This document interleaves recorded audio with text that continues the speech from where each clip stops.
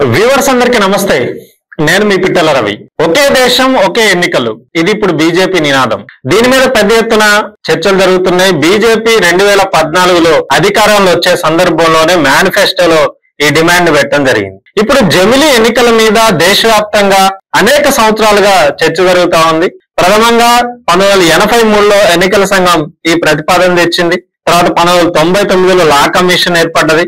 తర్వాత అనేక కమిటీలు దీని మీద విస్తృతమైన చర్చలు జరపడం జరిగింది. దీని మీద బీజేపీ పట్టు వదలకుండా ఈ దేశంలో ఒకే ఎన్నికలు ఒకేసారి జరపాలి అనే నినాదంతో పెద్ద ఎత్తున ముందుకు రావటం జరిగింది. మాజీ రాష్ట్రపతి రామ్నాథ్ కోవింద్ తో కమిటీ 2023 సెప్టెంబర్ లో వేశారు. ఆ కమిటీ రిపోర్టు 2024 పార్లమెంట్ ఎలక్షన్స్ కి ముందు మార్చిలో ఇవ్వటం జరిగింది. అయితే అప్పుడు కేబినెట్ ఆమోదించలేదు, ఎలక్షన్స్ ఉన్నాయి. కానీ దాని తర్వాత జరిగిన పార్లమెంట్ ఎన్నికల్లో బీజేపీకి స్పష్టమైన మెజారిటీ రాలేదు. తెలుగుదేశం తర్వాత ఇతర పార్టీల మీద ఆధారపడి ఎన్డీఏ ఇప్పుడు గవర్నమెంట్ అధికారంలో ఉంది. అయినా కానీ బీజేపీ ఎందుకు ఇప్పుడు ఈ జమిలీ ఎన్నికల మీద ఇంత పెద్ద ఎత్తున ముందుకు పోతా ఉంది? Home minister Amit Shah direct గా ప్రకటిస్తున్నాడు, ఈ ప్రభుత్వ కాలంలోనే అంటే 2029 కల్లా ఈ దేశంలో వన్ నేషన్ వన్ ఎలక్షన్ విధానం తీసుకురావాలి, జమిలీ ఎన్నికల్ని తీసుకొస్తామని అంత గంటాపదంగా గంటాపదంగా చెప్పడం జరుగుతుంది. ఈ ధైర్యం అనుకున్న ఉద్దేశం ఏంటి? అసలు మన దేశానికి ఈ జమిలీ ఎన్నికల వల్ల వచ్చే లాభం ఏంటి, నష్టం ఏంటి అనేది చూడాల్సిన అవసరం ఉంది. అయితే దీని మీద విస్తృతమైన చర్చలు జరిగినాయి. రామ్నాథ్ కోవింద్ కమిటీ 18,000 పేజీలకు పైగా దీని మీద రిపోర్ట్ ఇచ్చింది. దేశవ్యాప్తంగా ఉన్న రాజకీయ పార్టీలకు సంబంధించిన ఒపీనియన్ కూడా తీసుకుంది.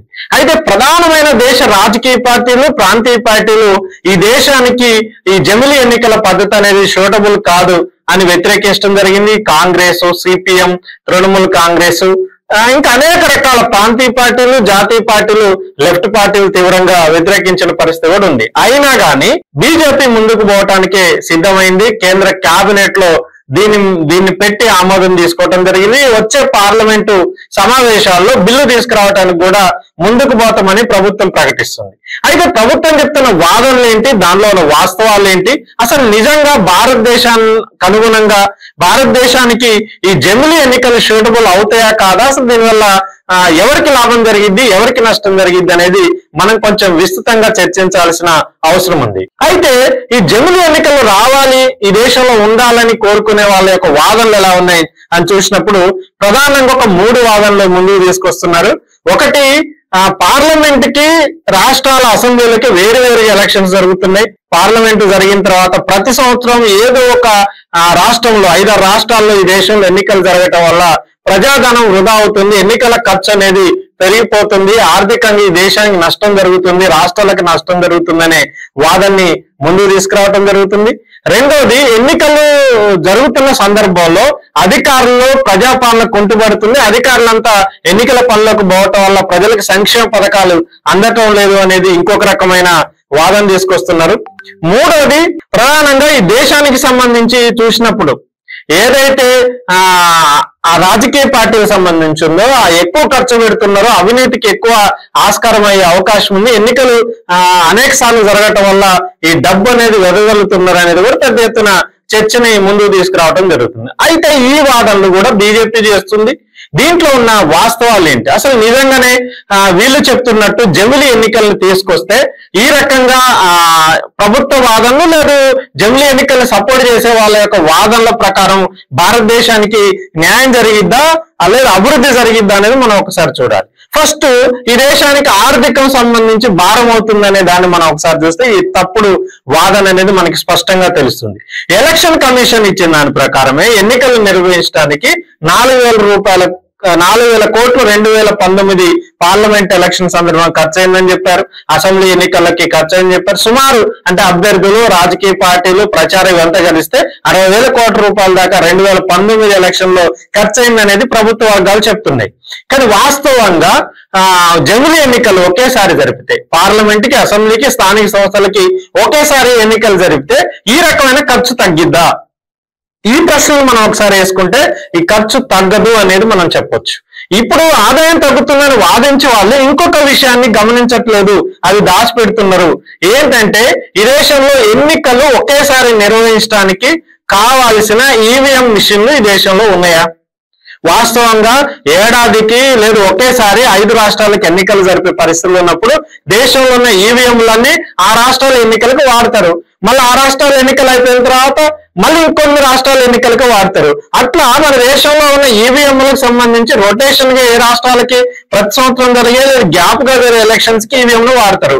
మరి ఒకేసారి ఈ దేశంలో పార్లమెంట్ కి అసెంబ్లీకి ఎన్నికలు జరిపితే అన్ని ప్రాంతాలకి ఈవీఎం మిషన్లతో ఓటింగ్ జరిగింది.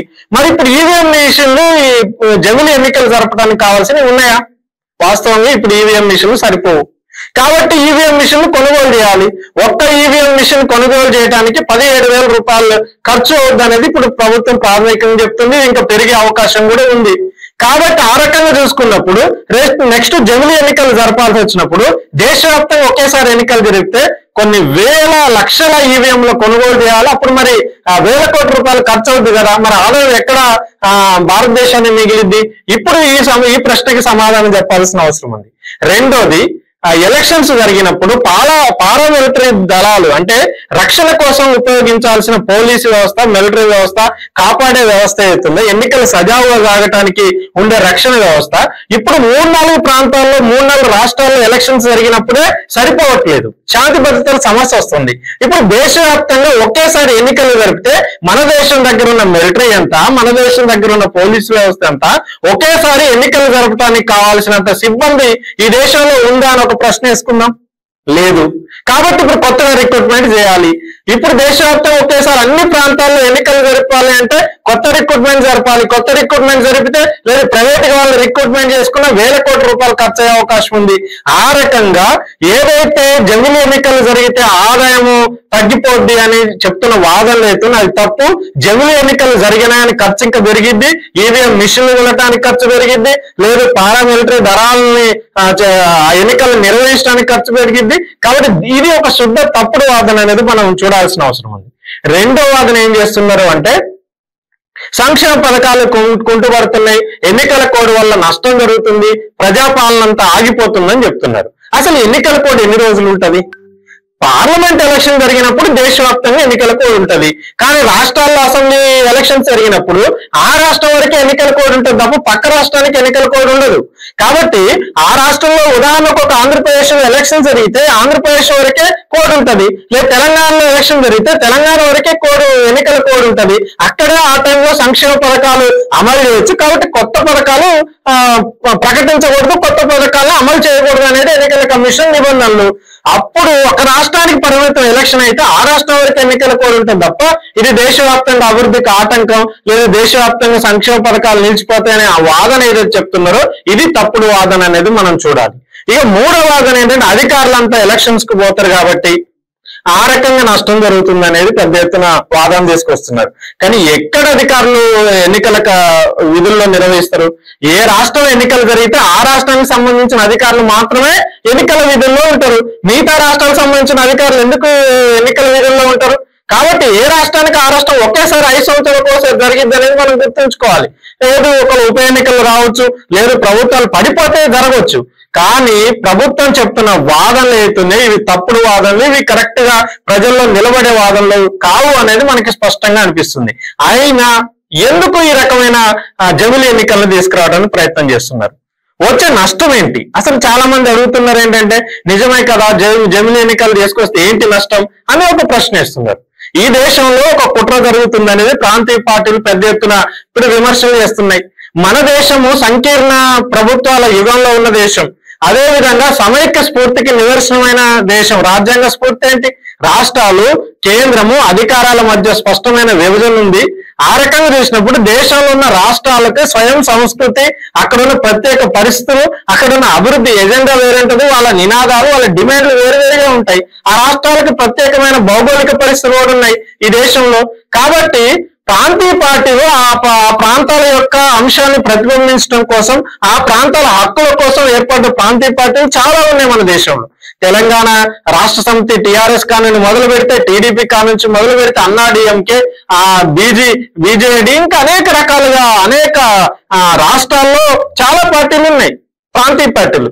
ఈ తృణమూల్ కాంగ్రెస్ పశ్చిమ బెంగాల్, ఇట్లాంటి రాష్ట్రాలు, ఆపు ఢిల్లీ ప్రాంతంలో ఇట్లాంటి పార్టీలు ఇప్పుడు కనుమరుగయ్యే ప్రమాదం ఉంది. జమిలీ ఎన్నికలు జరిగితే, పార్లమెంట్ కి అసెంబ్లీకి ఒకేసారి ఎలక్షన్స్ జరిగితే, పార్లమెంట్ ఎలక్షన్స్ లో ఏదైతే జాతీయ అంశాలు ఉంటాయో ఆ జాతీయ అంశాలే ప్రభావం చూపి రాష్ట్రాల అంశాలు వెనక్కిపోయే అవకాశం ఉంది. కాబట్టి జమిలీ ఎన్నికల వల్ల రాష్ట్రాల హక్కులకి నష్టం జరిగింది, రాష్ట్రాల డిమాండ్లకి నష్టం జరిగింది అనేది మనం స్పష్టంగా చూడొచ్చు. అదే సందర్భంలో జమిలీ ఎన్నికలు తీసుకొస్తే ప్రభుత్వం ఏం చెప్తుంది? అట్లెందుకు జరిగింది, ఎవరు ఓటు వాళ్ళు వేసుకోవచ్చుగా అంటున్నారు. కానీ ప్రభుత్వం ఎత్తిన సర్వేనే ఉంది. 2015లో కేంద్ర ప్రభుత్వం జమిలీ ఎన్నికల మీద ఒక సర్వే చేస్తే దాంట్లో ఒక రిపోర్ట్ వచ్చింది. జమిలీ ఎన్నికలు జరిగితే జాతీయ పార్టీలకే, జాతీయ అంశాలకే 77% మంది ప్రజలు ఓటేస్తారు, స్థానిక అంశాలకు వేయరని కేంద్ర ప్రభుత్వం దగ్గర డేటానే చెప్తుంది. కాబట్టి ఈ ప్రాంతీయ పార్టీలకి తీవ్రంగా నష్టం జరిగే అవకాశం ఉంది, రాష్ట్రాల హక్కులకి తీవ్రంగా నష్టం జరిగే అవకాశం ఉంది అనేది జమిలీ ఎన్నికల వల్ల మనకి స్పష్టమవుతుంది. అదే సందర్భంలో రామ్నాథ్ కోవింద్ కమిటీ మీద కూడా చాలా రకాల విమర్శలు వస్తున్నాయి. ఆ కమిటీ సిఫార్సుల్ని కేంద్ర కేబినెట్ ఆమోదించింది. కానీ ఆ కమిటీ స్పష్టంగా వచ్చే సవాళ్ళని, లేదు జమిలీ ఎన్నికల్లో వచ్చే ఇబ్బందుల్ని కరెక్ట్ గా పరిష్కారం చూపించలేదనేది కూడా స్పష్టమవుతుంది. ఒకటి మనం చూడొచ్చు, మొదటి రామ్నాథ్ కోవింద్ కమిటీ ఏం చెప్పింది? మొదటిగా పార్లమెంట్ కి అసెంబ్లీకి కలిపి ఎలక్షన్స్ చేయాలి, తర్వాత 100 రోజుల్లో రెండో దశలో 100 రోజుల తర్వాత స్థానిక సంస్థల ఎన్నికలు నిర్వహించాలి. అంటే సర్పంచ్, ఎంపీటీసీ, మున్సిపాలిటీ ఎలక్షన్లు. అంటే మరి ఇక్కడ జమిలీ ఎన్నికలు ఏముంది? జమిలీ ఎన్నికలు అంటే అర్థం ఏంటి? వార్డు కాలని మొదలు పెడితే పార్లమెంట్ వరకు ఒకేసారి ఎన్నికలు జరిగితే జమిలీ. కానీ కమిటీ సిఫారసుల్లో 2 సార్లు ఎన్నికల విధానం ఉంది. రెండోది, ఒక స్పష్టత లేదు. పార్లమెంట్ కి ఇప్పుడు పార్లమెంట్ ఎలక్షన్స్ జరిగినాయి. 2029లో పార్లమెంట్ ఎలక్షన్స్ జరుగుతాయి. 2029లో పార్లమెంట్ ఎలక్షన్ జరిగినప్పుడు దానికి అనుగుణంగా ఏ పార్లమెంట్ ఎలక్షన్ అయితే నోటిఫై అవుతుందో అప్పటికి అంతకు ముందు ఎన్నికలు జరిగిన రాష్ట్రాలు అక్కడితోటి కాల పరిమితి పోవాలని చెప్తున్నారు. ఉదాహరణకి ఇప్పుడు తెలంగాణ ఇంతకు ముందే జరిగింది పార్లమెంట్ ఎలక్షన్ ముందు. పార్లమెంట్ ఎలక్షన్స్ తోటే ఆంధ్రప్రదేశ్ కొన్ని రాష్ట్రాల ఎలక్షన్ జరిగినాయి, వీటికే సమస్య లేదు. కానీ ఇప్పుడు 2025లో 26లో కొన్ని రాష్ట్రాల ఎన్నికలు జరగబోతున్నాయి. ఆ రాష్ట్రాలకు సంబంధించి చూసినప్పుడు ఢిల్లీ, బీహారు, తర్వాత అస్సాం, తమిళనాడు, కేరళ, ఇంకా అనేక రాష్ట్రాలు, మహారాష్ట్ర లాంటి రాష్ట్రాలు ఇప్పుడు 2025-26లో జరుగుతున్నాయి. మరి 2025-26లో ఈ రాష్ట్రాలు ఎన్నికలు జరిగిన తర్వాత 2029కే వాటి కాల పరిమితి పూర్తి చేస్తావా? అంటే 3 సంవత్సరాలు ఆ రాష్ట్రాలు ఎన్నికలు మళ్ళీ అక్కడ వచ్చే అవకాశం ఉంది. దీనికి ఈ ప్రశ్నకి ఏ రకమైన ఆన్సర్ లేదు. రెండోగా పార్లమెంటే కూలిపోయే పరిస్థితి వస్తే, పార్లమెంట్కి మధ్యంతరం వస్తే ఇప్పుడు బీజేపీకి టీడీపీ తర్వాత ఇంకా జేడీయూ మద్దతు ఇస్తుంది. రేపు జేడీయూ ఉపసంహరించుకోవచ్చు, టీడీపీ ఉపసంహరించుకోవచ్చు. అప్పుడు మధ్యంతర ఎన్నికలు పార్లమెంట్ గవర్నమెంట్ కూలిపోద్ది, అప్పుడు ఎలక్షన్స్ వస్తాయి. మరి అప్పుడు ఎలక్షన్స్ వచ్చినప్పుడు పార్లమెంట్ ఎలక్షన్లు మధ్యంతర ఎన్నికల ఒకేసారి నిర్వహిస్తే అప్పుడు కూడా జమిలీ ఎన్నికల వ్యవస్థ విచ్ఛిన్నం అయిపోద్ది కదా. మరి అప్పుడు కూడా అసెంబ్లీ ఎలక్షన్స్ ఎట్ట జరుపుతారు? జరిపే అవకాశం లేదు. రేపు అసెంబ్లీలలో కూడా ఎన్నికైన తర్వాత సంకీర్ణ యుగంలో ఏ పార్టీ ఆధిపత్యం లేక అక్కడ కూడా కూటములు ఏర్పడి అవి కూడా కూలిపోయే అవకాశం ఉంది.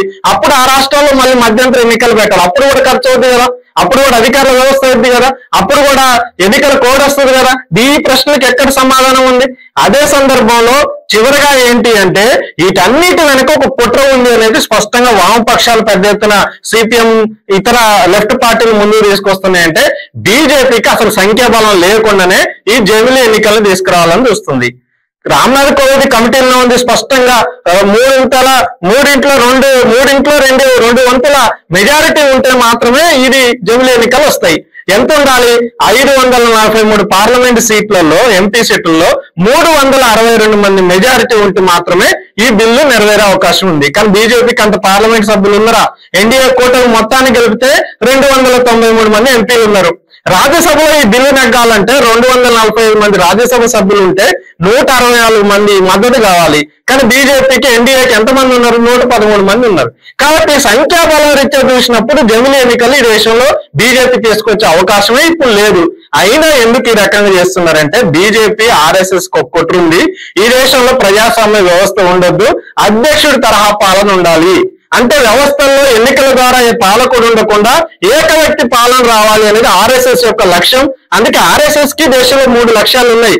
ఒకటి, జమ్మూ కాశ్మీర్ 370 ఆర్టికల్ రద్దు చేయాలనేది వాళ్ళ లక్ష్యం, రామ మందిరం నిర్మించాలనేది వాళ్ళ లక్ష్యం, రాజ్యాంగం ఉండకూడదు, ఏక వ్యక్తి పాలన ఉండాలనేది ఆర్ఎస్ఎస్ లక్ష్యం. కాబట్టి ఆర్ఎస్ఎస్ రాజకీయ రూపమైన బీజేపీ ఈ జమిలీ ఎన్నికలను తీసుకొచ్చి మన దేశంలో ఈ ప్రజాస్వామ్య ఎన్నికల విధానాన్ని ధ్వంసం చేయాలనే కుట్రలో భాగంగానే ఇది జరుగుతుంది అనేది మనకి స్పష్టంగా అవుతుంది. కానీ దీనికి మాత్రం సంక్షేమం, అభివృద్ధి, ఎన్నికల ఖర్చు అనే పేరుని ముందుకు తీసుకొచ్చి ప్రజల్ని గందరగోళపరచాలని చూస్తున్నారు అనేది అర్థమవుతుంది. కాబట్టి అందుకే ఈ దేశంలో మేధావులు, వామపక్షాలు, ప్రతిపక్ష పార్టీలు, ప్రాంతీయ పార్టీలు దీని మీద తీవ్రమైన వ్యతిరేకతని వ్యక్తం చేస్తున్న పరిస్థితి. కానీ ప్రభుత్వం ప్రజల్ని మభ్యపెట్టాలని చూస్తా ఉంది.